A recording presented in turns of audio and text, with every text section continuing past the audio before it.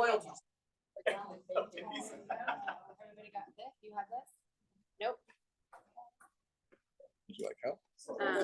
Some people have this and some people have the other. We're printing off page one. Okay.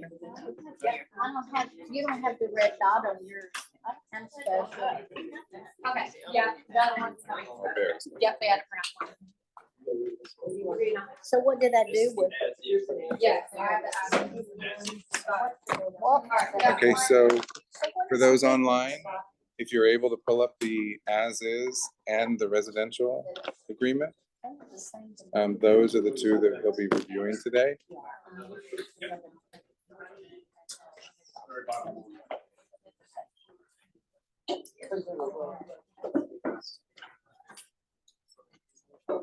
You got it? You guys, and the stuff that Dennis went over, remember there are two FARBar purchase and sale agreements. One's the residential, the other is the as-is. Just like everything, the new documents should be coming out beginning of June. I would imagine they really will be released in the middle of June.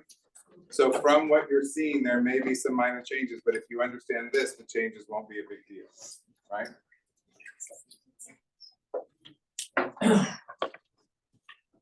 All right, guys. Well, thank you very much for coming out and braving the rain. Looks sunny here. Like I told Clark, this presentation of ours is usually around an hour or so, but I'm going to try to get everything into you guys a little bit less than that. Aiden's still working on it. Now we're good. Now we're good. Okay. So this year is just, you know, we do classes all the time. So we have open classes about a number of different subject matter. So anytime you guys want to attend one of our classes, we have CEs, we have just open educational forums. Please feel free to join us, and you can check out our socials, and we have that out there all the time. We have multiple locations all over the state. Obviously, we have our in-house law firm that can handle all the legal issues that we sort of see whenever we run the title, and maybe there's an issue. We can actually resolve a lot of that stuff in-house. Landmark Foundation, we obviously have a foundation where we champion affordable housing. In fact, we're getting ready to put our fourth house up, get it all finished up, and really, really excited about that. And survey, we have an in-house survey company. So one of the biggest issues that we found was surveys sometimes take a little bit longer and therefore delaying closings and causing problems. So we have our own in-house survey company that can turn around residential surveys for us in about 24 hours. So, and again, we enjoy doing closings. We enjoy making you guys look great. We enjoy making your clients happy at the end of the day. Fast, fun, and struggles. So, effective July 1st, NEFAR is no longer supporting their purchase and sale agreement.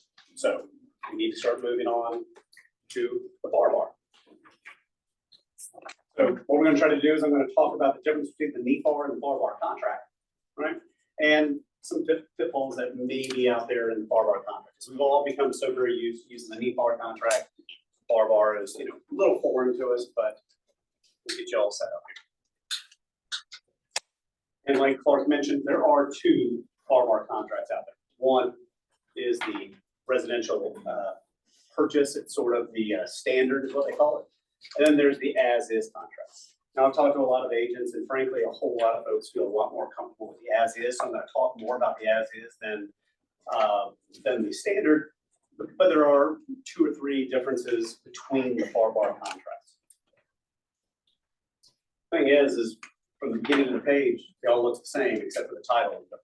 This here is what the regular standard contract looks like. And the other one just states as is. And so here's the key difference between the two FARBar contracts.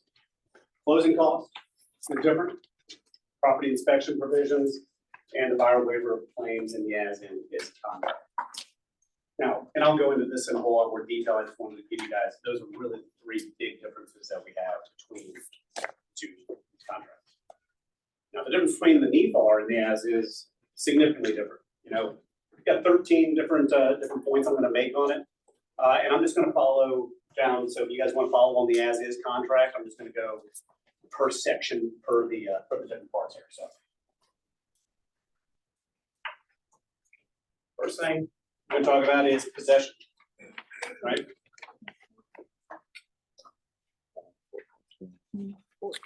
No. NEFAR, pretty, pardon, I'm sorry. 417. No, it's not that. No, don't worry about it. So obviously this here is the NEFAR section in regard to possession. It gives you the option. Buyer's gonna take possession at closing, or buyer's gonna be given possession within X amount of days at no rental cost, like that. If neither box is marked, obviously buyer's gonna be given possession at closing. That's what we're all used to. Possession in FARBar, a little bit differently, right? So this here, it has a whole lot more direction, frankly. The parts that I wanted to hit on here is, excuse me, it's more detailed, right? So this here tells us that whenever the seller gets possession at closing. Hey Dennis, Sir, I can't see from back here. I have glasses, but I can't see. Yep. So can you just tell me what line you're at so I can follow along? My I apologies. apologize, I just can't see. It's too small to see plus old people. my apologies, guys. This is on the FARBar as is. This is line 64. Perfect. Just give me, there you go. Perfect. We good? All right. Thanks. Sorry about that, guys. He's not even old. You're gonna have to be old to have your eyes feel bad. So anyway, so what we're talking about here is seller, it gives more specific direction. And the NEFAR was sort of vague about it. FARBar gets a little bit more direction. Seller has to remove all the trash, you know, and all their personal possessions from the property, deliver all keys, like that. It also talks about that if occupancy is to be delivered before closing, so a pre-occupancy agreement, right? This here says that the buyer is going to assume all risk of loss on the property from the date of occupancy. And the buyer is going to remain responsible and liable for all maintenance from that date. And they've also deemed to accept the status of the property at that time, the condition of the property at that time. And that is described in what is called rider T. Now, the FARBars have a whole lot of different riders out there. There's actually 28 riders that are actually stated. There's 3 that are reserved, so they can always add a few more. And they're really specific. They're really specific about the nature of your transaction. So that's what the FARBar does. So if the property is intended to be occupied by the seller after closing, so if we have a post-closing or post-occupancy agreement, you need to be using rider U because this section is completely silent as to that. Wow. I'm sorry, Ma'am? Dennis, did you say something about rider T? Yes, ma'am. Rider T is the pre-occupancy, Oh, I see it now. pre-closing occupancy by buyer. Yes, ma'am. Okay. And then this here is what that rider U looks like, the one where we were talking about for the post-occupancy. Again, it's basic, what we're talking about here, post shall, you know, it talks about the monthly rent and all that right there. But the interesting thing here is the timing of it, right? So this contract is contingent, this is a contingency, upon buyer and seller within X amount of days prior to the date of closing to deliver each other a mutually acceptable written lease, post-closing agreement, and other similar agreement, right? Talks about the expense of who's going to pay for the preparation of the document, and talks about how long the seller is going to remain in possession, like that. So timing is, you're going to hear that a lot today, is timing is a big thing when it comes to FARBar. Yeah, sorry. So in the NEFAR purchase and sale agreement, we state that, you know, if there's going to be pre or post occupancy, that something should be created by the attorney. The riders don't preclude that, correct? No, they don't. The nice thing about the FARBar though, Clark, is the NEFAR one is so vague that we would get to 2 or 3 days before closing and the parties were still trying to hammer out a post-closing occupancy agreement. It would kill closings sometimes, it would delay them. So the nice thing about the FARBar is a lot more specific. It states in there, the parties have X number of days to hammer it out. And if they can't, the contract's over. So it could be 5, 10, 15, whatever you want to put in there. But the point is we're not dealing with it at the last minute, which is really nice. So this is actually, I think, a good thing. It's gonna take a little while to get used to that you have to attach a rider now that you didn't have to before. But that NEFAR one, every time we saw it, we had a task in-house to immediately get started on the post-closing occupancy agreement and start sending it to parties because there was no deadline for when it had to be hammered out. So did I understand you correctly that, I'm sorry. Did I understand you correctly that if the timeline expires for the post-occupancy agreement, the contract is null and void? It can, yeah, either party can cancel. Read that Yeah. last. Yeah, if parties fail to deliver a mutually acceptable agreement within the time period stated above, then either party by written notice to the other can terminate this contract and buyer shall be refunded the deposit. See, there's actually a lot that parties want to hammer out. You have, the NEFAR one was silent on, for example, whether there was a security deposit due. Well, a lot of times you got an expensive house and you've got a buyer that still has to move their entire sum of furniture out. A seller said, or she was, a seller that still has to move the furniture out. A buyer would say, well, I want $10,000 held back in case they damage the property. Well, that was nowhere in the agreement that was, a clause that needed to be there. So again, that's a common thing that we would be hammering out. Does the seller need to get insurance for those 10 days that they're living in the house? These are all things that come up at the last second. So the nice thing about this is it forces it to the front and it makes us, or any title company, hammer this out early in the process, which is what you want. About the days, is that from the executed contract? Yep. Yes. I can't see. And you can put in whatever days you want. If it's blank, it's 10 days. Yeah, Well, that's sorry, that's prior to closing. Prior to closing date, Oh, yeah. Prior to closing, yeah. So Is this fair fashion regular contract too, and the other contract, the other problems? these are all riders. This is an. So that is the same on the standard. Yeah. Yeah, the standard and the as is use the same riders. Same set of riders. Yeah. But we have a question right here. I've had people, my last two, and they both had to have the house blessed because of their religion. And they wanted to have a party to celebrate that one, tied into a specific date. I spoke to Clark about that. So how would this address that? Blessing it prior to they purchase it. Yes. You better write something like that in because they've got the walkthrough requirement, but it's kind of loose on when you can do it and. Maybe a rider for the blessing. But yeah, we can do They've something. got 3 reserved.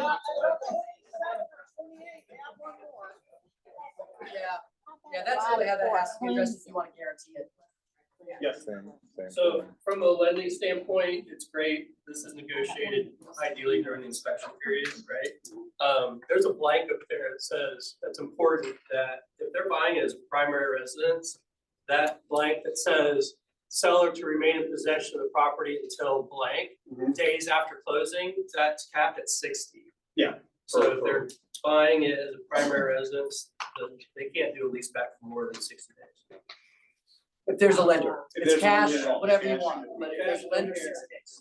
Sir. I'm sorry, I appreciate the handout, but even with my readers, this is like number 2 font. Can I put a request into the photocopy team to print these out? Full size. On one page, or send us the handout because I can't read. Understood. Thank you. From now on, I'll try to say the line that I'm talking about here. So Well, we can. He's talking about the slide. Yeah, okay, yeah. All right. So then the next thing we have is signability with the NEFAR contract. Buyer could assign it, buyer could assign it but not be released, or buyer was forbidden from signing. FARBar, basically very similar, but the default is different, right? So the NEFAR one says if no box is marked, then the buyer may assign it but not be released from any liability. That was the default. FARBar takes the opposite tack. If no box is checked, the buyer may not assign that contract. So, there's a small little difference there.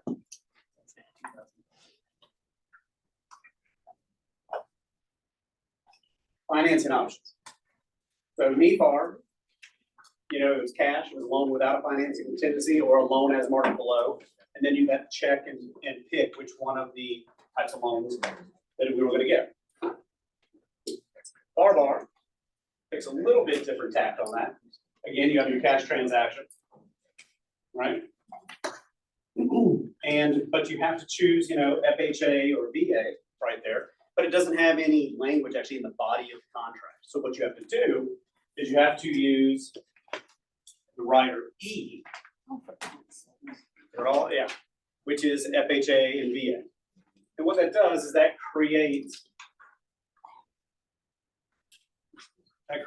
takes basically all the terms that we've all used in the past with the NEFAR that had that, and it adds it into that contract. Thank you very much.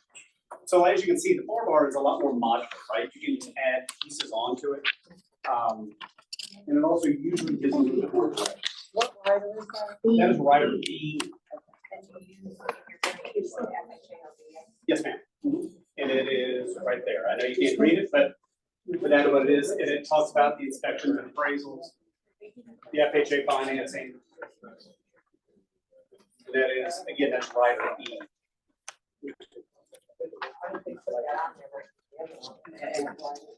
Why didn't they include that in there? They have a rider and another one. Oh, this is The cool. rider, the rider. I don't know. I don't know why the FARBar didn't create it that way. We have this.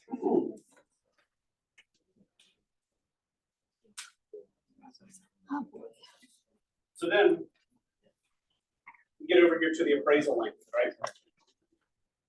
So in the NEFAR, every financing option included a specific appraisal contingency language, right? I don't have the NEFAR in front of me. This is just the financing option. When we get to it. Paragraph 2 on the NEFAR, but he's talking about the differences between the two. And for the FARBar, only the FHA and the VA loans are subject to a specific appraisal contingency, and that is contained obviously within that rider E. So for conventional loans under the FARBar, there is no specific appraisal contingency on that contract. Wow. So, told you it was modular. If you want to have an appraisal contingency for any non-FHA or VA mortgage or loan, you need to use rider F, which takes the language of the appraisal contingency and puts it back in the FARBar. And this here is sort of what it looks like. So what we've got here is the contract for rider F that reads, buyer is obtaining a written appraisal. And this here again is another timing thing, right? On or before, if blank, it's 10 days. Prior to closing, stating that the appraised value of the property is at least X. You leave a blank, it's the purchase price. And if the appraisal says that it's less than that value, by the purchase price or whatever number you're putting in there, buyer is going to deliver a copy of that appraisal to the seller within 3 days of the date of receiving it, and deliver written notice to seller that they're either terminating the deal or they're waiving this contingency and continuing the contract with regard to the appraised value, except as provided for each fee.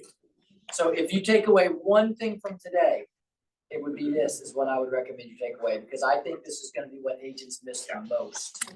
You're gonna forget to attach this on a conventional loan. Okay, because it was built into the NEFAR. It was so easy to check that box and write in. You have to, if your buyer has a conventional loan and you wanna make it contingent on an appraising at the purchase price, you've got to include this. If you forget to include it, all the FARBar says is that the appraisal has to be sufficient for the loan. Well, Alan will tell you, it could come in 10,000 below the purchase price, and Alan will say, yeah, you're still approved for that loan at that amount. Yeah. That doesn't bug us. So, but it might bug your buyer if they're paying 10,000 over what they perceive the value to be. So this is a very, very, very important change that you need to pick up on. Is the appraisal in a line somewhere in this contract under financing? Is there an appraisal line that says appraisal must be, the. No, No. that's the thing. It's not built into the FARBar. No, that's why you have to have rider F, because that's the one that talks about Rider finance. on or before the date and then the price point. So go back to the differences, the slide before Yeah. this. Yeah. So FARBar, that middle Guys. bullet. For conventional loans, the appraisal only needs to be this is language from the FARBar. Sufficient to meet the terms required for the lender to provide financing to the buyer. So that could mean that appraisal could come in low and Alan still says you're approved for that loan.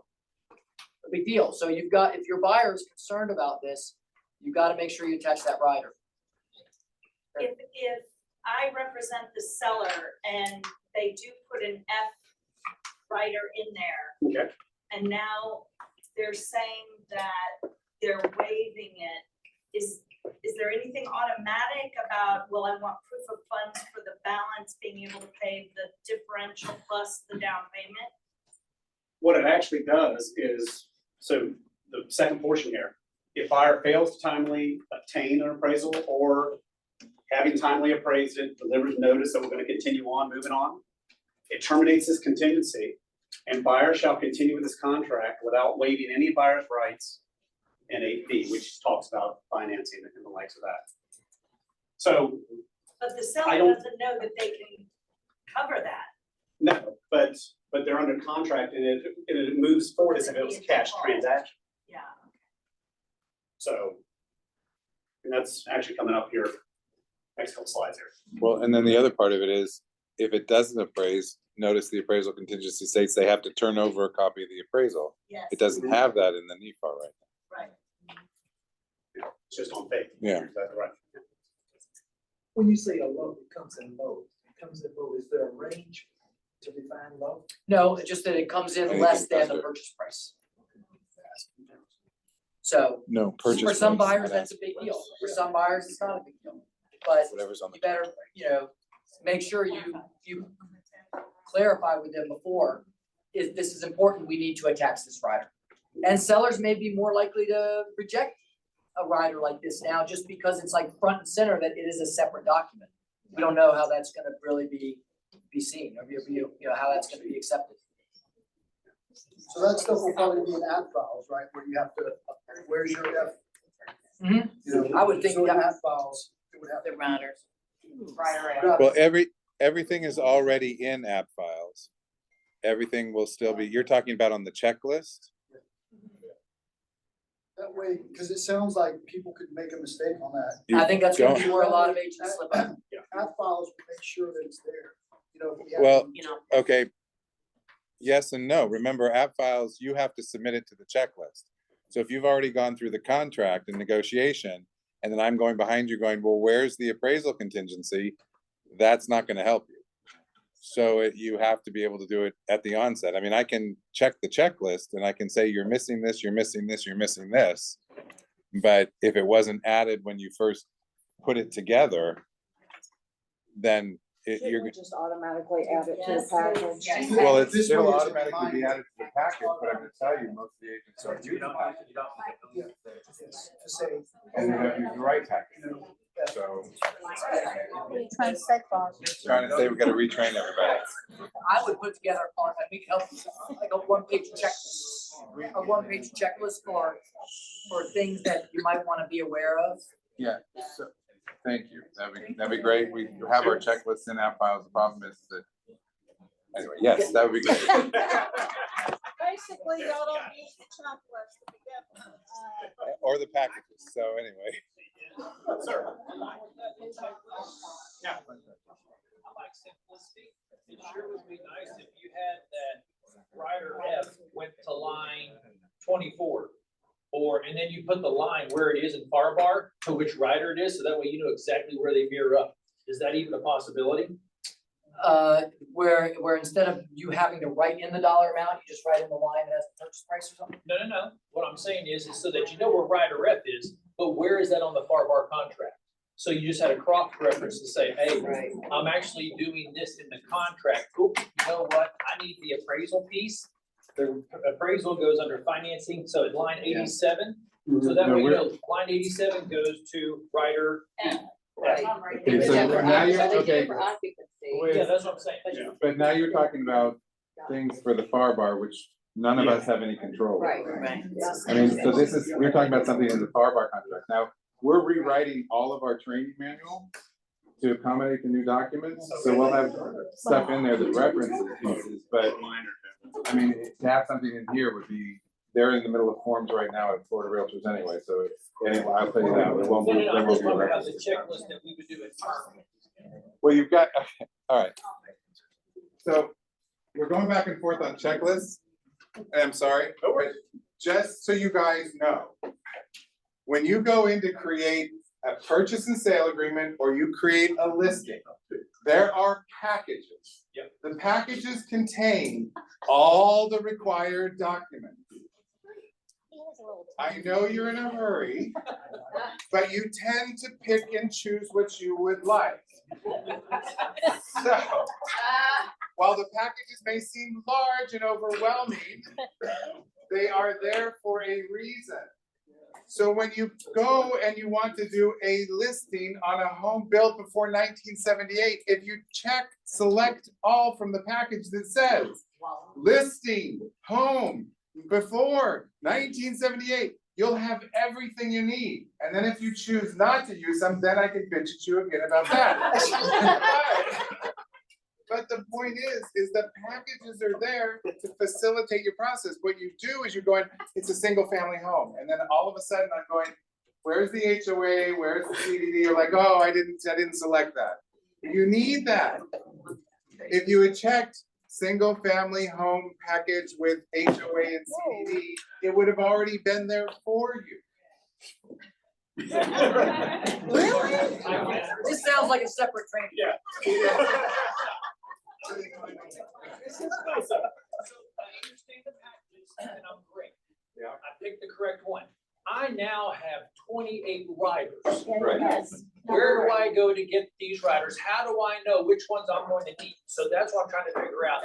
That's what we're doing. Contract. That's why we're here. Well, that's, I mean, and that's, yes, that's part of why we're here. That's also why we're rewriting all of our training to have all of the manuals, like the listing agreement and the purchase and sale agreement, so that we can have training sessions, so that you can not come and then ask lots of questions. This is your moment. Go I ahead. know, I'll hear about it later. No, so, yes, I mean, this is just one. We're fortunate we have this one. There are some going on that will take you over. We'll go over all of the riders and their purpose. We're going over all the riders and their purpose. It'll be in June, July, and August. Watch the App Files calendar. We're scheduling shit right, left, and center. I think I need to sit down. Yeah. That was the training part coming out in Clark, as you can see. The trainer. Okay. A lot of people from the north, they assume they have an attorney, there's a flat fee. Do you do that for the buyer? We can. We don't do a lot of buyer rep just because it's not called for a lot. It's typically a northern buyer moving down, thinks they need an attorney. We say, you don't really, but if you want, we'll do it. So, yeah, we do separately. I mean, Is it maybe, like hourly or maybe. flat fee we usually do flat fee, around? 750 to 1,500, depending on, if it's a $10 million house or something. Would that throw in a Once a career month. post occupancy? Yeah, I mean, we probably would for that. It's a form doc for us. We spit it out, and then it's a matter of just the parties hashing out a couple little things. Yeah. This won't be under an hour, Dennis. I was trying to, but hold on. It's all good. Hey, I can hold the time. Don't worry about it. All right, guys, so then just stepping back to the NEFAR. Remember how we had the loan approval period that was already built into it? And I've actually had this conversation with a number of agents all over the place. If the mortgage loan is not approved within 30 days, it's blank. Right? And that includes buyer and seller and the lender's receipt of the appraisal without contingencies. Then we're going forward, right? It also, what that really does is it ties up the seller. Seller is stuck. Granted, you're still in a contract, but you're going all the way to closing. Buyer's gonna somehow bring the money to closing, or they're gonna default under the contract. But the seller is required to go all the way to closing with the old NEFAR language. FARBar takes a little different tack on it. So upon expiration of the loan approval period, What line are you on? this is, starting 111 is the expiration of loan approval period. Thank you. No worries. So it removes the contingency, right? So if within the loan period, buyer gets their loan approval, buyer's gonna notify seller of same in writing, and if buyer is unable to obtain, the buyer is satisfied with their own ability to obtain loan approval after this loan period happens, the buyer is going to tell seller that we're gonna keep on going with it, right? What it does is, upon the expiration of that loan period, loan approval period, should I say, excuse me, unless the buyer waives that condition, seller then now has the right to cancel. It gives them a deal here where they have the right to deliver, this is on line 123. Seller, it starts at 122. It says seller may elect to terminate this contract by delivering written notice of termination to buyer within 3 days after the expiration of that loan approval period.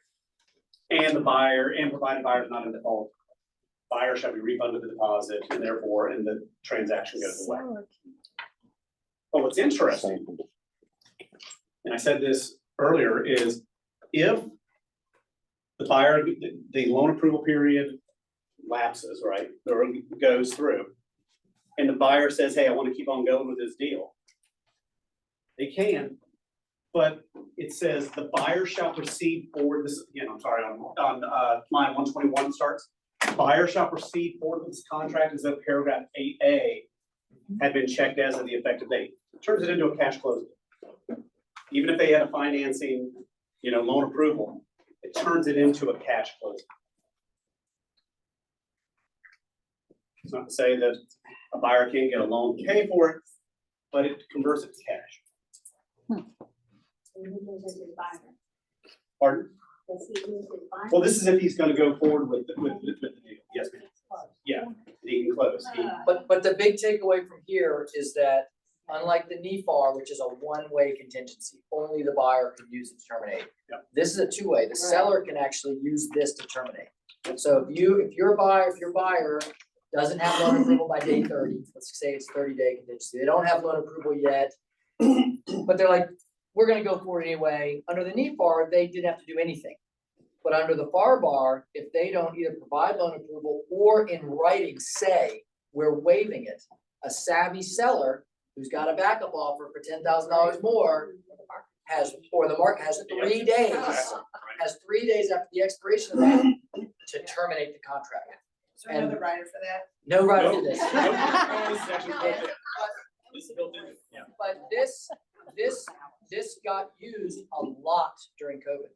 When values were going up and up and up. Right. And we would have savvy sellers use this, and Duval agents, you're not used to this.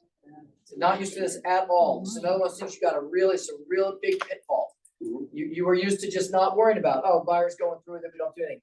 You better either have loan approval on day 30 or put it in writing in an email to the listing agent. My buyer is waiving loan approval, we're proceeding to closing. Because if you don't, the seller has 3 days after that date to cancel the contract. What's the definition of loan approval? That's exactly. I didn't hear that question. I didn't See hear. if it defines it. I don't know by heart. See if it defines it. Seller has 3 What's the definition of loan approval? It does. It may not define it. It does. I'm pretty sure it's clear to close. Yeah, it does. That's it. Ma'am. Can you get an extension, like if it's a 2-day difference between Sure. 30 days, like 32 days, Mhm. and put it in writing that they agree? I believe you can, I mean, it's a contract, just, I'll probably amend it, say that you're amending, this section. There's another rider. It's rider next. So it's a handmade right. Is an email acceptable? Yes, ma'am. It's considered a right. Sure. How do you know that they received it? Well, yeah. On anything like that, ask for confirmation. Yeah. But you got proof that You got proof it was sent at this time, Seller has 3 days. so.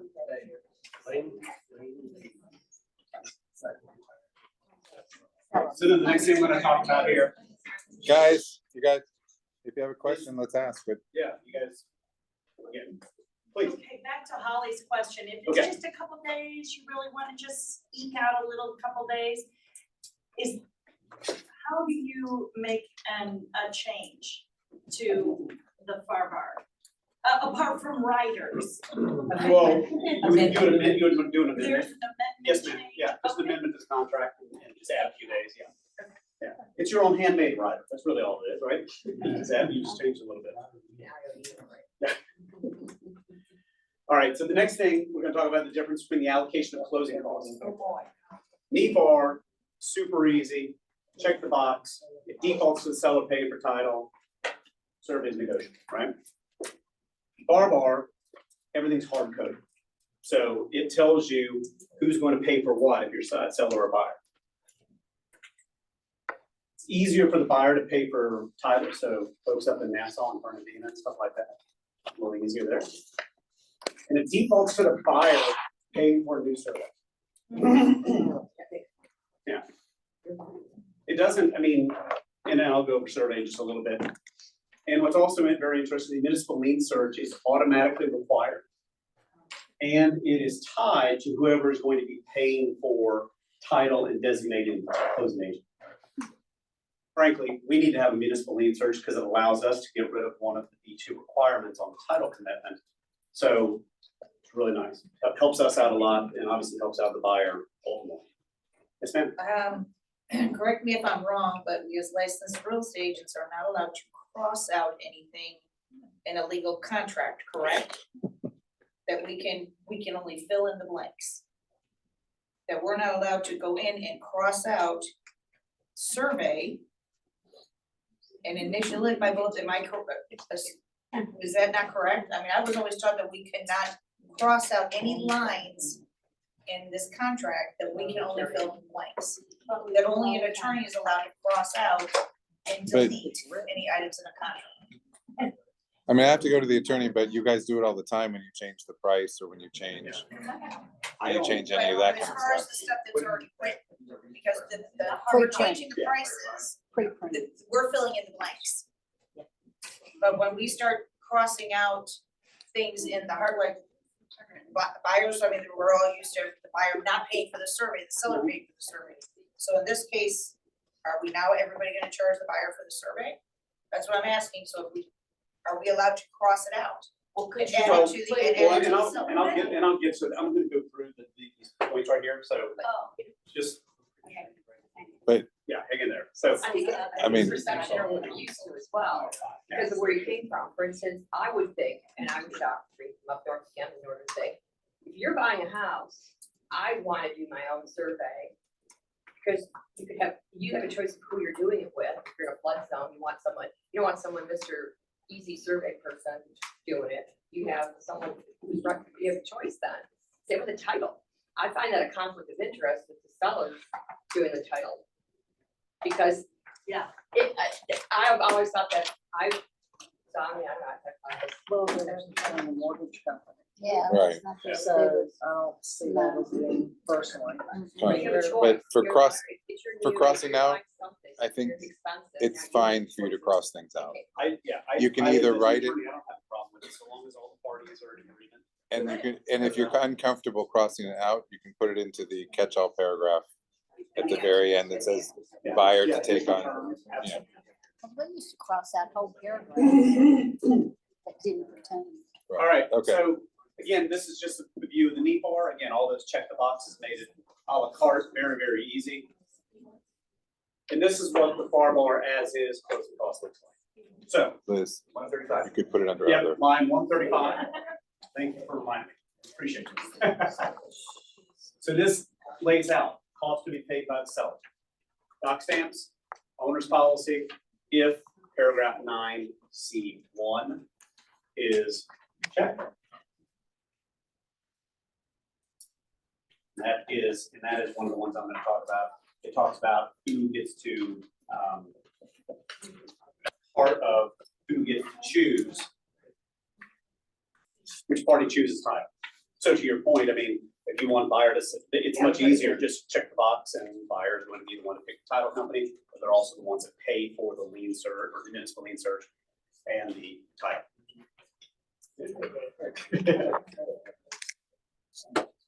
Right, HOA condo estoppels, all that other stuff, cost to be paid by buyer, right? Taxes, reporting costs, owner's policy. Again, this is always subject to whoever chooses it. Whenever you see that 9C1 or 9C2, whenever references it, like they're in line 153 or up there in line 140, that's coming up. that's who gets to choose the title agent. So this here is, now this is the standard contract. This is one of the big differences between the FARBar as is and the FARBar standard. As you can see, closing costs on the as is, pretty straightforward, doesn't talk anything about repairs whatsoever, right? The standard hard codes in that our seller is going to be paying for repairs if left blank, up to 1.5% of the purchase price, or what is defined as general repairs, WDO repairs, or anything that is needed to clear permits. And that's 1.5% for each of those. That's why talking to most, pardon? Yes, ma'am. 1.5% of the purchase price. You can pay up to that for general repair amounts. WDOs, again, another 1.5% of the purchase price. So this here is why, talking to a lot of agents, that most everybody wants to do the as is because this really puts your seller on the hook for some repairs. Whereas the as is puts more power back to the seller and buyer to sort of figure that whole thing out. And I'll go over that section here coming up. So Des, could you not just cross that out and put $500? You could, yes. It's up, it's up to a dollar amount, or you You could, don't have to. absolutely. Percentage, okay. But so often contracts are sent to us and they're blank. Blank default here is 1.5%. So it's scary. So if you see a blank, you should probably fill it in, or at least put NA or something on there. Just let us know what's going on. And this is, again, the standard FARBar contract. This is not the as is. No, because most everybody is probably going to use the as is, and there's only about 2 or 3 differences between the as is and the standard. So I was just trying to get all the high points for you guys. So basically, if you say 9C, 1, 2, or 3, that makes it so it's paying. Back it up. That's what you said, section 9. Yes, ma'am. 9C, is that what you mean? Yes, at the very top where you're saying 9C, if 9C1 is changed, Mhm. 9C, then it goes down to 3, 1 to 3. Yep. That means that the seller is paying. But in here is that section, oops, sorry, wrong way. And this is 9C 1, 2, 3 right here. We're only gonna use 1 or 2. Yeah, because we're not Miami-Dade or Broward. So you don't. And they don't even use that in Miami-Dade Broward. No, they don't. Seriously, they use 1 or 2 as well. We have closings in Miami-Dade Broward. Nobody uses it, but. Yeah. Yeah, what I would recommend on all your listings that you put in the MLS, offer must be submitted on at FARBar as is. That's a good Okay. idea. Don't want to get caught with your pants down on that standard. That's where we've seen the problems over the years, is where an agent that doesn't know the difference gets a standard submitted to them, they're blank, and then, oh my gosh, I just obligated my seller to pay these things and nobody caught it. Because it's so subtle, the differences. So I would just put in the listing in the MLS, all offers submitted on FARBar as is form, and then get that out of the way. Good. What about current listings, listing goes back on tomorrow? Would you recommend that when I put it back in MLS tomorrow, put that in there? Totally up to you. I mean, you're probably gonna get an offer on it before July 1. So feel free to use the NEFAR forms. Now, what happens if, say, okay, cash closes quickly, as you know, what if it's not cash, it could take up to 45 days, what do you recommend? I mean, NEFAR, you have the right to use those forms as long as they're executed prior to July 1. They're copyrighted, so NEFAR has said you can't use them, but you're gonna probably still see a lot of people use them anyway. To get through, but it's really, the FARBar is not a bad contract. It just takes a little getting used to. That's it. You're just not used to it. But when we like it, and it's used all over the state, so we're used to seeing it. You guys just in Duval are not, and North St. John's are not, Clay are not. But St. Augustine, they've been using it for years. Up in Nassau, they've been using it for years. It's just like taking a little getting used to. We're the audit.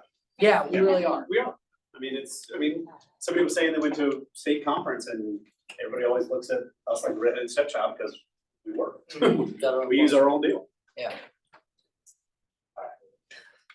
So here's that survey bit that we were talking about, right? So the NEFAR, it said you had to check a box, right?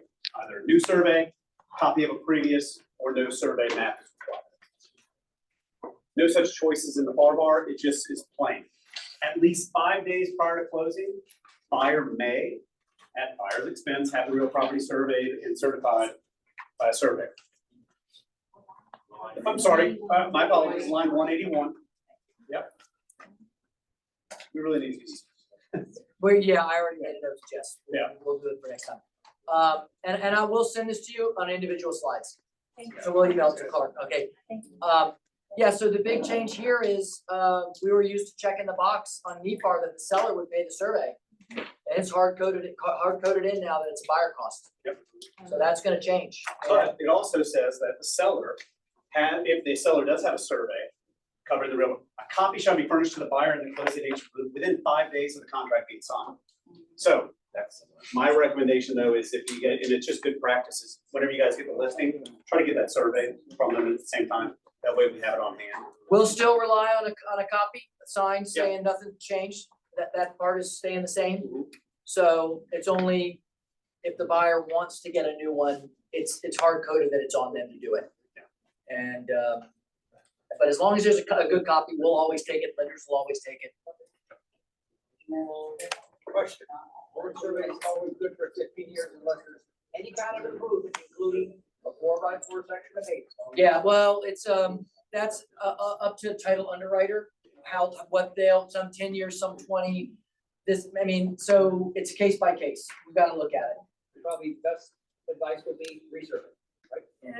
Yeah, maybe, but again, we'll look at it and ultimately, we're the title agent and we are insuring it. And so if somebody added pavers in the backyard in the middle, and we know it's common sense tells you it's not gonna encroach anywhere, as long as the buyer's okay with it, we'll give a Form 9 to a lender, not a problem. It's like the paper mess down in St. John's County. It's all around. See that? Oh my God. Guy was going around measuring neighbors' paper. I did see that, I did see that. Well, that's an HOA That's- rule, not a survey issue. All right, guys, and then NEFAR, right? Talk about the inspection period. Oh, again, very, very detailed. Talks about. This is the NEFAR, so we don't have that. So we're used to that. FARBar as is. It's rid of all that. It is a true as is contract. This is line 260 of the FARBar as is. It's in bold because they really, really want you to look at it. Buyer shall have blank days after effective date within which to have such inspections of the property performed. And if buyer determines in buyer's sole discretion that the property is not acceptable, they may terminate it within that period, right? But they can also always ask for the seller to fix some stuff that they see, right? You're still allowed to. But that must be agreed to and negotiated before the end of this period. That's why it's a 15 days instead of 10. Correct. Yeah, and it's blank, you guys can add, you can make it 20, whatever you guys need. But that's the importance of this section right here. There's no additional time for repair negotiations, so if the seller wants to do some repairs, you need to get it all hammered out before the end of whatever that time period is. What if the seller is just dragging its feet to, so then you pretty much have to say that it's as is and move on, if you want to, Or terminate in time, Yeah, terminate, yeah. or extend. or extend, or try to get an extension. But this is gonna require a lot more negotiation on your part. To be early and to be proactive and to get stuff in well in advance of day 15. Calendar. Calendar days. Yep, calendar day. If it lands on a weekend, it's a Monday. Oh, it is. So that's. Monday's a that's the holiday, same it's as Tuesday. NEFAR. Same as NEFAR, Yep. yep. Yes, please.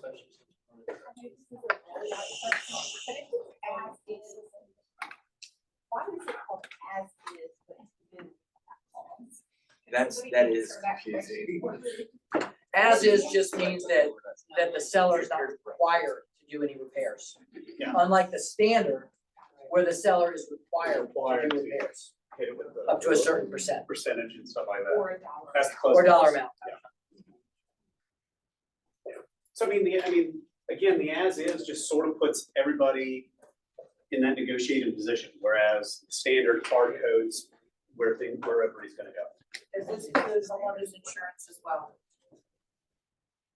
Does this include the homeowners insurance bound as well within that 15 days?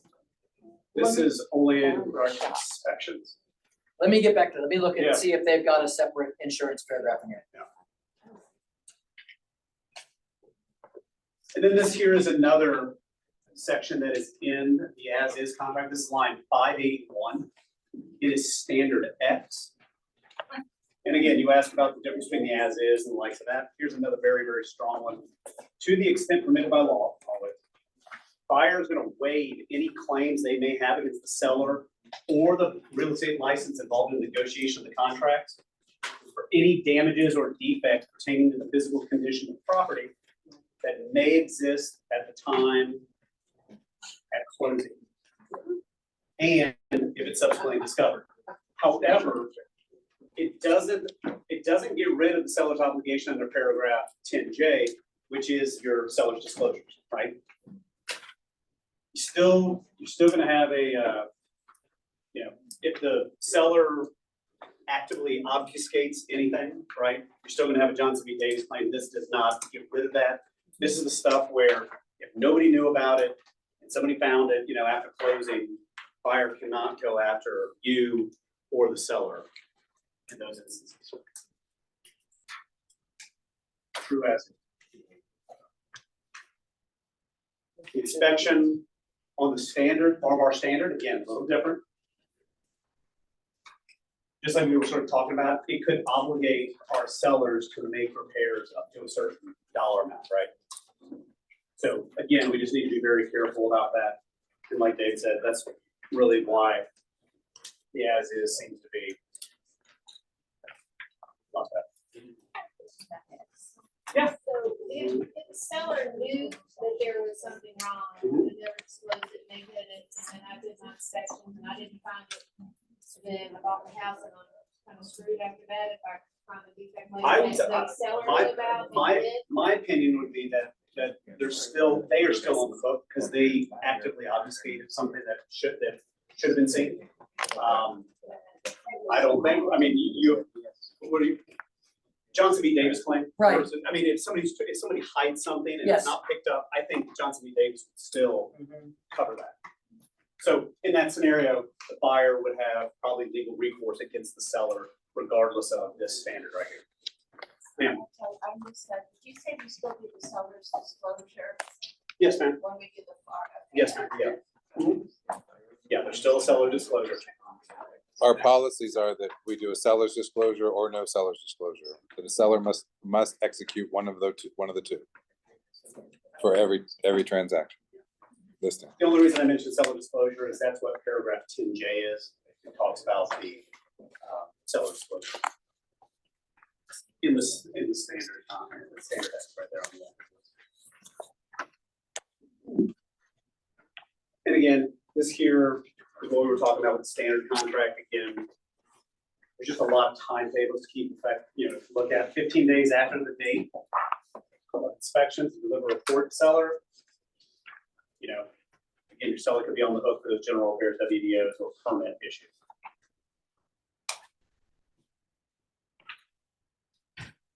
Non-default of payment of expenses. NEFAR had this section talking about non-default payment expenses.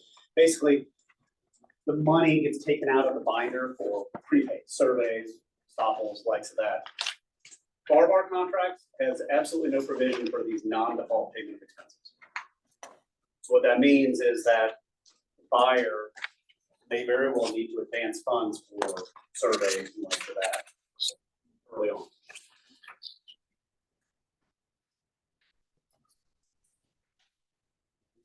default, under the NEFAR. Talk about your remedies, right? If it's a binder default under NEFAR, the only thing that we have is, excuse me, is the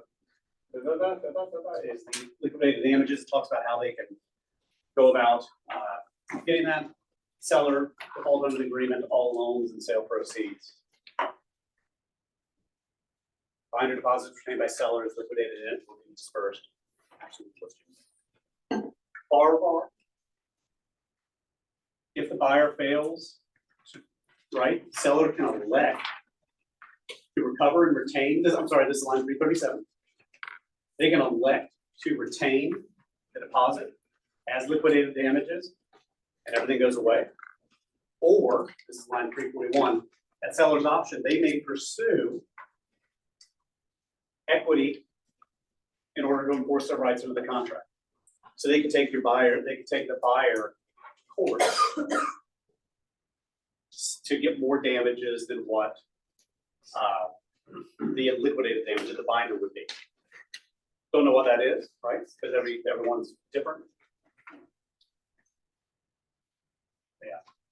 And then seller default is an interesting one, because if the seller defaults, right, buyer may elect to receive the return of their binder without waiving any actions for damages. So they can get their binder back, and then they can still sue for damages or force the seller to pay or to sell the house. But different. If they can be reimbursed for Pardon? So they get their buyer back at the end. And yeah, it says, yeah, on line 347, buyer may elect to receive the return of buyer's deposit without thereby waiving any action for damages resulting from seller's breach, and may seek to recover such damages or seek specific performance. But they would have to pursue that, right? Yeah. Yeah, they would have to pursue that. Dispute resolution in NEFAR. So if there's ever a binder deposit dispute under NEFAR, interpleader is your only option, which is terrible. Yeah. It's a lawsuit. Nobody gets taken care of except for the escrow agent. And all controversies are all other controversies directly arising out of the agreement. Excuse me, is a non-jury trial. That's NEFAR. FARBar, a bit different, more timetables here, right? So any dispute, any conflicting demand, they have 10 days from the initial conflict to try to resolve the dispute. So binders, you got 10 days to try to work that stuff out. And if they don't, then you submit it to mediation pursuant to paragraph 16B. And again, guys, this is line 351 is where I'm at. Buyer and seller can always attempt to, mediate this dispute in an amicable manner through mediation. But disputes not settled may resolve in legal action. So FARBar puts us into mediation for everything if we can't come up with it ourselves, and it doesn't immediately send us to interpleader when it comes to like binder disputes. But another takeaway here, though, is in the attorney's fees and costs.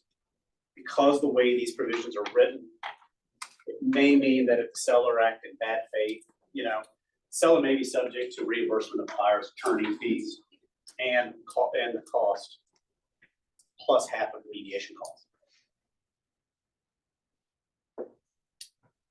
Title standards on NEFAR. Again, this just talks about what marketable title is and what it is, and it's sort of vague. It really doesn't talk much about what our job is title and getting marketable title. FARBar, significantly more robust. Talks about,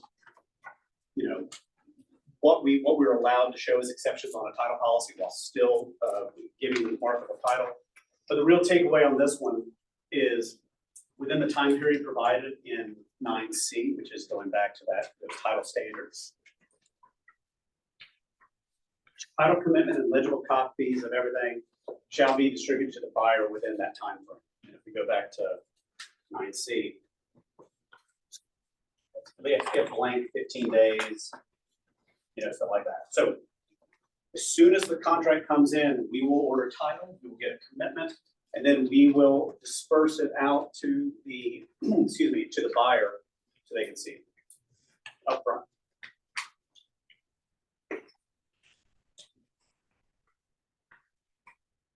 Time, NEFAR, 7 p.m.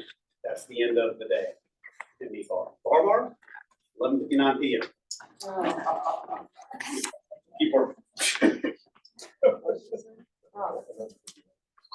But it also talks about what we were talking about with Saturdays, right?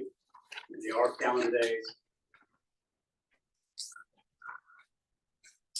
Then the tax proration on NEFAR.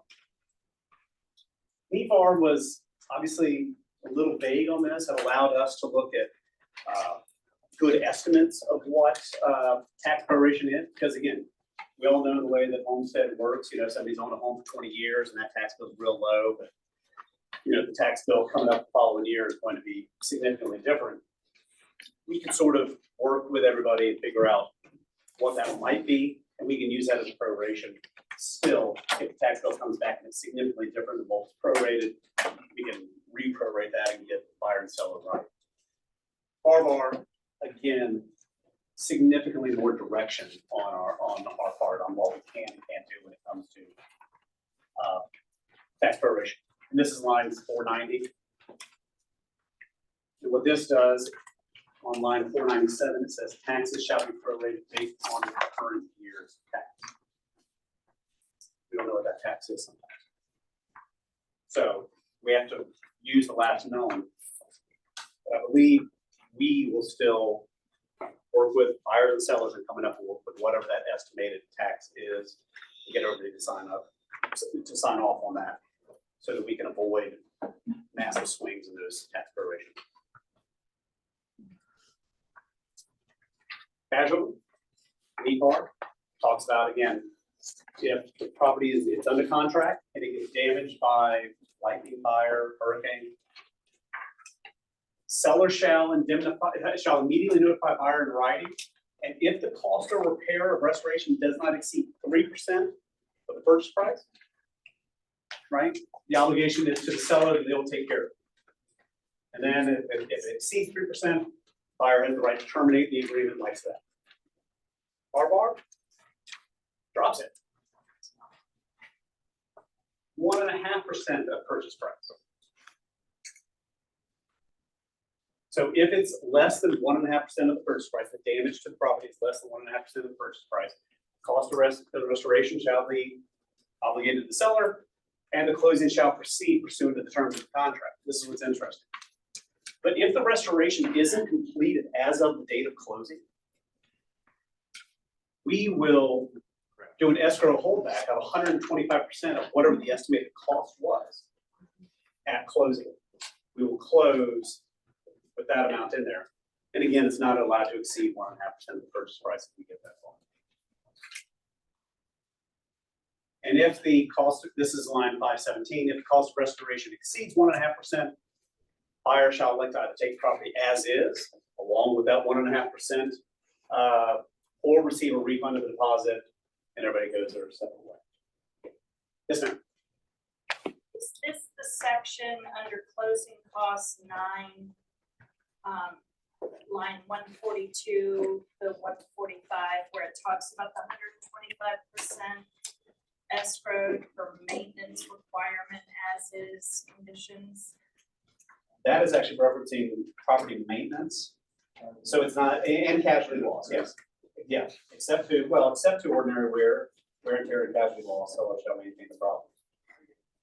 So if prior to closing, seller's unable to meet, as is. Some people. I don't know why that's under FERPTA. Under FERPTA, where. Well, line 141 has bullet, Oh, charges for FERPTA, withholding and reporting. but 142 doesn't. Interesting the way they constructed that. Yeah, I don't. Yeah. But it's not the same. Yeah, what the numbers are and. Yeah, I mean, I see what you're saying because it's an indent, so you think that it refers back to that part. But without the bullet point, I think it's just in addition to another. Talking about cost itself. And that's weird construction on their part. Yeah. And then everybody's favorite, since we've been talking about riders all day long.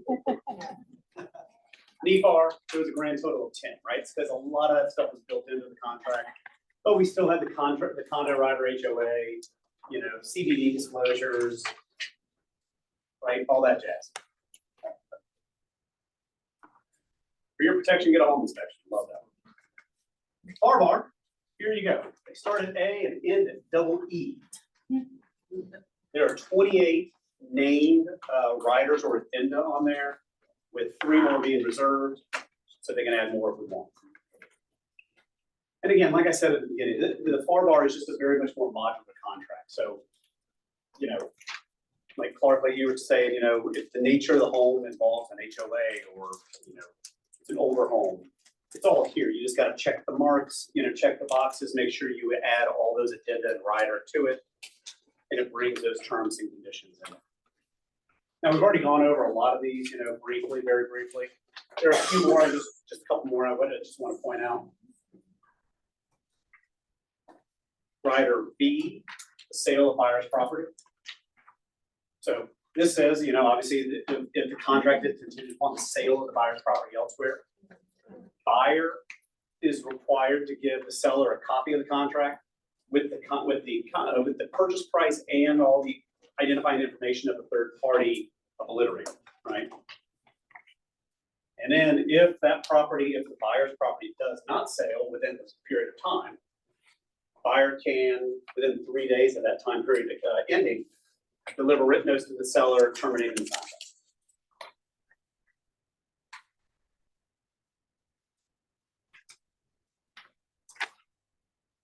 And the other one I want to talk about is Rider X, a good old kick-out clause. And this here allows the seller the right to continue to show the property even though you're under contract. And it states that, you know, once they enter into a backup contract, seller's going to give the buyer a copy of that backup contract, again, with all the identifying information and the purchase price obliterated on it. And then if the buyer wants to continue with that original deal, they have to pony up an additional amount, which will be credited to the purchase price.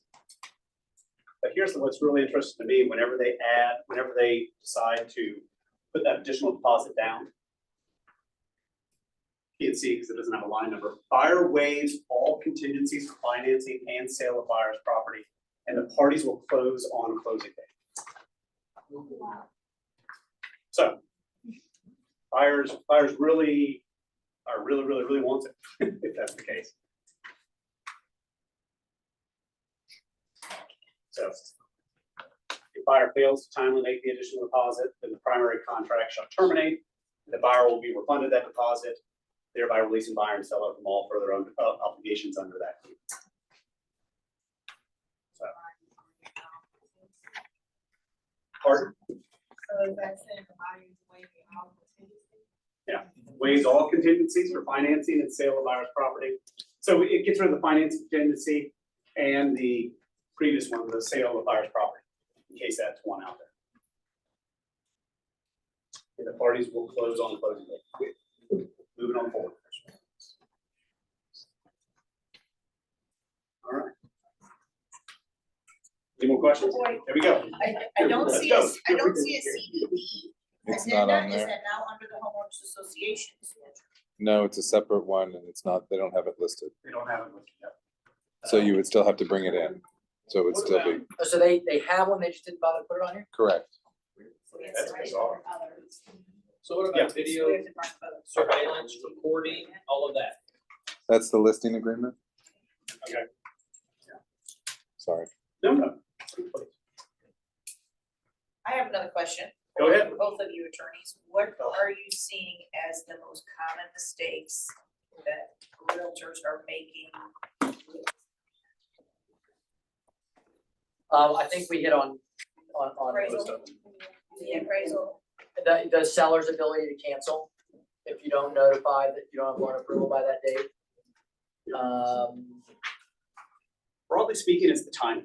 I mean, there's a lot more time frames of, X dates from the effective date, stuff like that. Blanks that are left, right, obligate your seller to repairs that maybe they don't want to. Those are the price. Yeah, that's the two big ones that I can think of. The rest of it is just being aware that the timelines are different or the standards are a little bit different.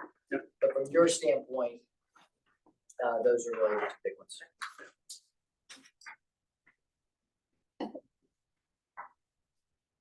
Yeah, you guys can see the addenda. They've got some pretty esoteric ones out there. Housing for older persons. I would think so. Housing for older, that's for $55. Right. Well, and you were talking about, we were talking about attorneys, folks moving from up north want to have their attorney look at the deal. There's a rider for that. Buyer's attorney approval. So X period of time for the attorney to review it and give their approval. Counter offer. So just do.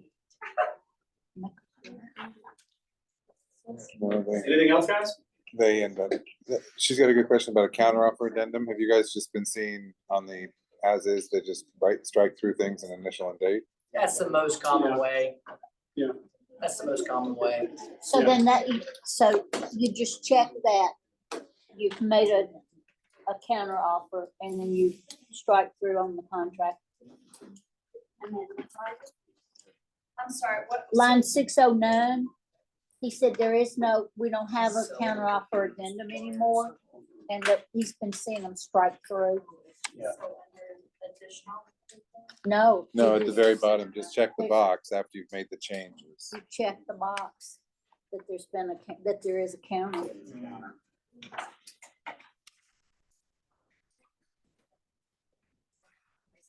Yeah, I mean, if you don't, that's not like a fatal thing. We don't get arrested for No, that. yeah, because your sellers, obviously, you're gonna strike through and you're gonna send it in DocuSign, they're gonna initial. So it's gonna be clear that they made a counter offer. So I don't know why they bothered to check, put that box in there. I mean, it looks like maybe. It's just not a material, it's not material. No. It's there, so yeah, use it, but.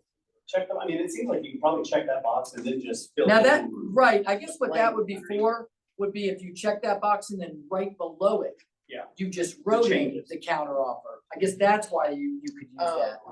Yeah, because it says the contract. Otherwise, you could just go and strike 612, through which and is initial. show all the way on to page 13, which is right there. So it gives you basically half a page there. Legally, you can do it however you want. You can check the box and you can write it below it, or you can go through and strike through the purchase price, binder deposit, whatever you want to change. Put in your amounts over the top of it, initial it. From a legal standpoint, either is fine. Like the import contract is a lot about what appliances are included, drapery, hardware and all of that stuff, is that in the FARBar? It is, they put it up front in paragraph 1. And they're mostly the same. But it would probably be a good idea to read the two side by side. Yeah, 15 through 22, lines 15 through 22. Television wall mount, that's in this. It's in the other one It's too. in, yeah, they added it to NEFAR as well. Just remember, you guys, if you're gonna start or continue scratching through stuff and changing it, asking for initials, you have to check the box that asks for date. That changes the whole timeline of the contract. And a lot of you just ask for initials, you won't bring in you forget to check the box that says, put the date on there. It has to show the date along with the initials. Changes the date of the time of the contract. And especially with all the new date-specific things that are in the FARBar. We need to know when that effective date is moving forward. Sure, Dennis, let me ask you a question. Yes, Here, we're on this personal property. It says refrigerator, washer, and dryer. I have a house which we just went under contract in And we've come to find out the appliances that were in there, these were actually state. Okay. So now they're bringing in a totally different piece. So now all of a sudden, do we need to go through and say refrigerator, GE, Whirlpool? Do you have to start listing this stuff out to cover ourselves? I mean, Seller's disclosure. Yeah. Seller's Yeah. well, can you go back to the seller's disclosure? Does that still hold water? Well, if they fill it out, it should be on there, Fill it out, it should be right there, right? I except mean, for the seller to fill it out. 'cause it's just, you know, Well, some of the stuff they fill out, some of it they don't, some of it they just check. I'm not seeing seller's disclosure on this list of the. So I'm always for more specificity than not. I mean, okay, you know, whenever, you know, I've seen it before where, you know, you have the high-end Sub-Zero fridges or whatever it is, and it's there, and then all of a sudden they swap out with a Frigidaire or whatever it is. If you want that to convey, make sure you put down the model number, whatever, of the, you know, Yeah. of that is. I'm all about more specificity than less. So is that something that we run on that last page where we have the half page of all the additionals under other? I would, or you might, well, I just wanna put it there on line 21, right? It's under the personal property, there's some blanks there. You can just say, you can just make note that specifically this fridge conveys washer dryer, something like that. Oh, if there's more. Or it does not convey. Or it does not convey, yeah. That's what I'm saying. Yeah. It's meant, either which way. All right, Okay, anything else? no, I think that covers it. All right, thanks, guys. Thank you.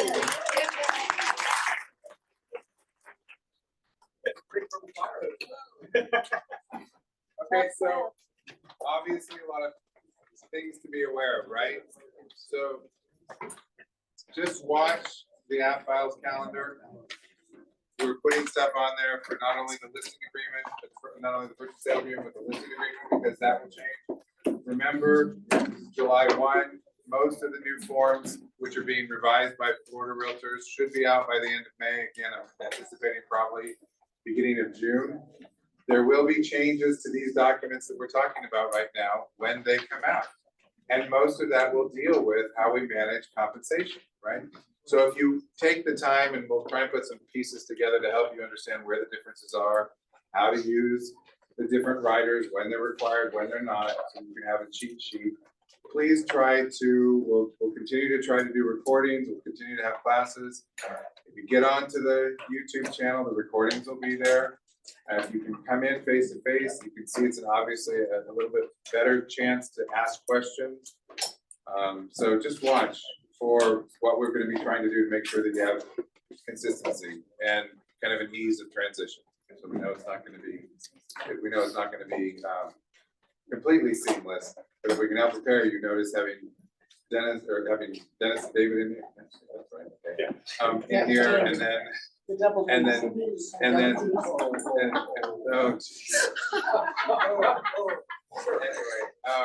Sure. and in NEFAR, the more information you get, the better, the greater opportunity there for it. Come on. Yeah, no, I want to thank Clark especially for his patience and diligence in making sure that, you know, that all of you are very well educated. As you know, training runs in his blood and wants to make sure that you guys do everything the right way. We don't need any lawsuits. We don't want to get in a lawsuit. I can promise you, you don't want to be in a lawsuit. And what I'm going to ask you, because I'm going to go over this with Clark, is that you attend the training. Please don't wait till you get a buyer and then fly in the office and then expect everybody to stop doing what they're doing because you're in a panic because you didn't do your job. And, you know, it's not that we're not there and available to help you. It's just that we're not just sitting there eating bonbons waiting for somebody to fly in a panic. We want to help you, but you need to give us a heads up that you're coming in, that we aren't already in the middle of something. But don't wait until you get into that situation to call in a panic or like 11 o'clock at night and saying, hey, I need help. And the first thing that I'm gonna ask is, have you been in any training? Because it's on YouTube, Clark's doing it one-on-one. We have the programs here. He's taking a list of who's attending. And it's really important that you get that one-on-one, or you call or come into group settings, or avail yourself of the YouTube and the other things that are online that we spend the time to do to help you. So I'm asking you to please do that, to be conscious of his time as he's trying to do it in group settings. Can you imagine trying to do this with 120 some people individually? So I'm just asking you so that we can continue to move things along and help you as you encounter other situations. To please come in groups where we can help you in more than just one, and be careful of your time. So thank you all so much. And thank you, Clark, for being so steadfast.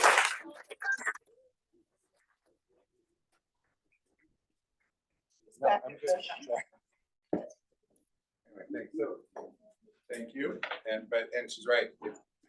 We want it to go smooth for you. We really do. But we want you to also know what you're talking, because we think that that's an element of additional value that you bring that sometimes you forget about. Knowing the process, knowing the documents is a huge value that you will be bringing to buyers and sellers as some of these changes occur and they have questions and they're hearing bits and pieces from sound bites from a lot of other places. So real quick, please, if we could keep it quick. Sharon, is you standing there? Anything you want to add? Oh, no, just if you would like some chocolate, stop by and see me. Alan, thank you for being here. Anything to add? The FARBar doesn't have your room for your license on it, so just know, Karen and I are gonna come after you for your license information when you get further contract. So if you don't put it on there already, we're gonna come call and. What's your SL? There'll be a writer. There'll be a writer. Is there anybody else that I'm missing? Partner that I'm missing? Gentlemen, thank you again. Thank you, David. Start Steve, yes. Real quick, I know you're tired of me talking about Angle Lane. It's going back on the market tomorrow.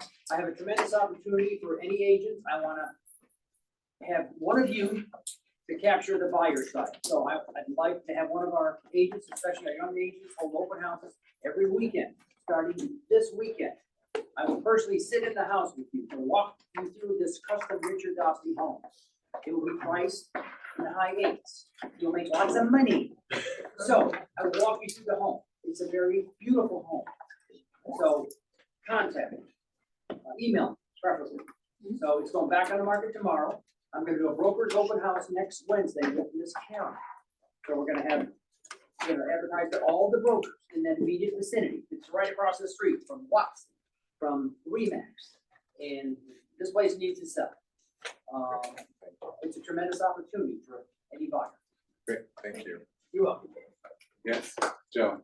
And I have two homes that you really need buyers. Wildberry Court, Orange Park, 325 Wildberry Court, Orange Park. Beautiful 2,000 square foot homes, perfect for an NAS tax buyer. A great home, it's been updated, it's very nice. The other one is up north, near Mayport and East Bay. And that one is 1,535 square feet, but it's great for BAH because it's priced at $329,800. So that one is just a really nice, well-maintained home. The marina had it. Second pure of it. So it's got a beautiful pine preserve view and it really needs a buyer. Both of those homes need buyers. I would love to do a double end with another sledge. Okay, great. All right, you guys, thank you for your patience.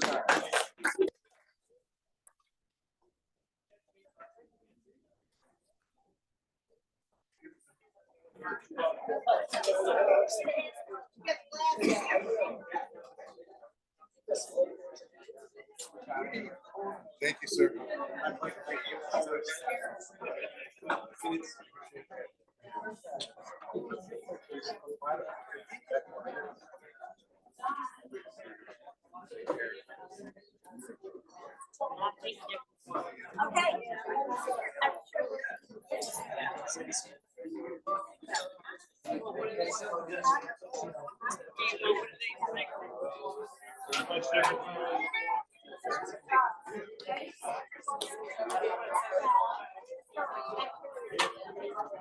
Thank you, sir.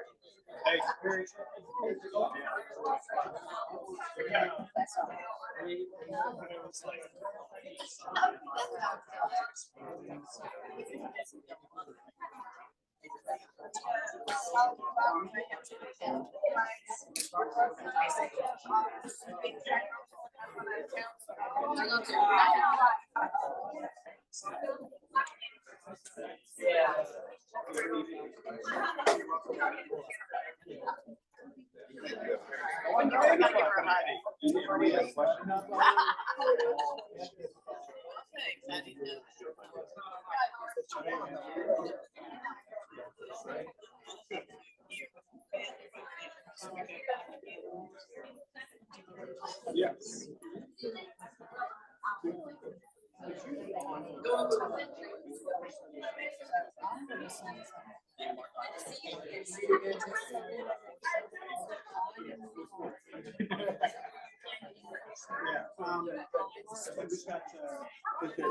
Good seeing you.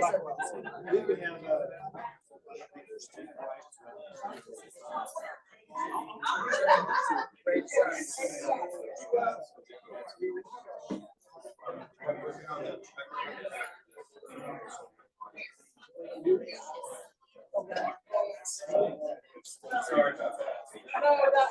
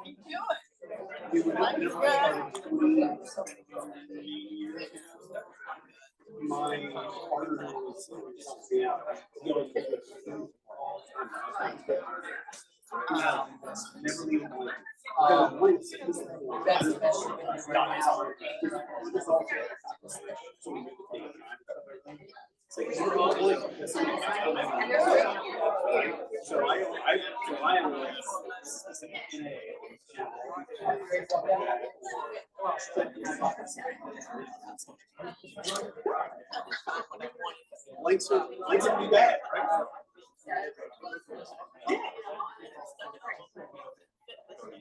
Sure, absolutely. I'm with you, man. I'm waiting.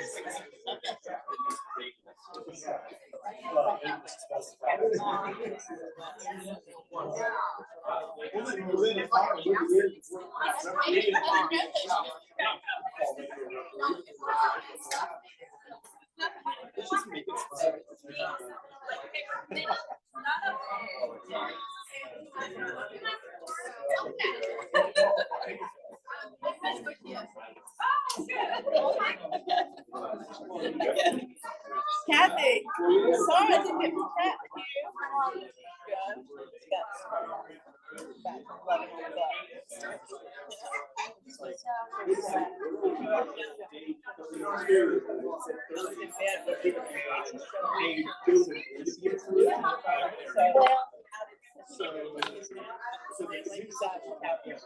Well, it's just so hard, so painful. No, but I'm glad that you went. I'd much rather somebody can see me when I'm there. All right, let's do lunch.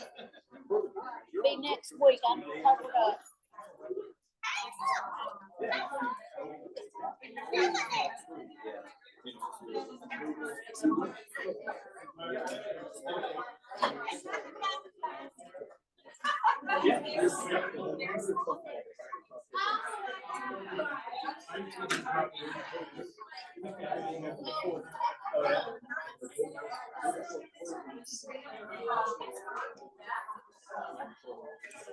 Okay. No. Yeah, right. Thank you, great job. My pleasure. Thank you.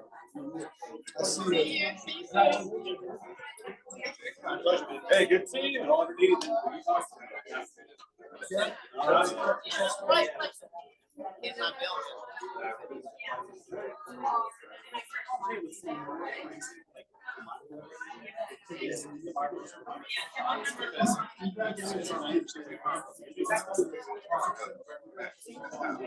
Because we're all sort of swimming in this murky stuff, right? Just what it is.